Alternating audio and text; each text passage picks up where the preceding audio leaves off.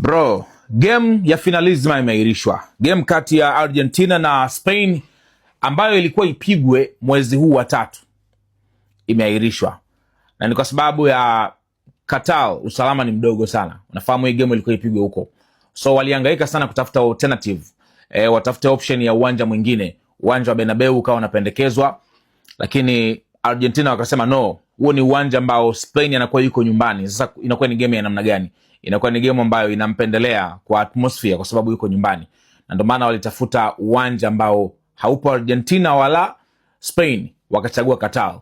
So baada ya kushindwana, baada ya Argentina kukataa, kukawa kumefanyika namna ya zipigwe game mbili, yani finali zipigwe mbili, ipigwe Spain na ikapigwe nyingine Argentina ya marudiano.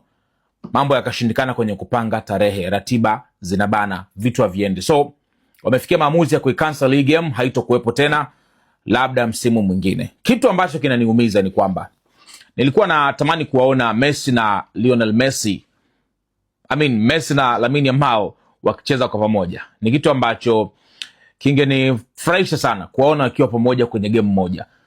Timu yote ingeshinda, angeshinda Argentina, angeshinda Spain, ni sawa, lakini kuwaona wakiwa pamoja ingekuwa ni moment moja ya kihistoria sana. Bahati mbaya ndio hivyo, haitotokea tena, na hata kama msimu mwingine itakuja kupangwa hii game kuchezwa, nafikiri Lionel Messi atakuwa staff kucheza timu ya taifa.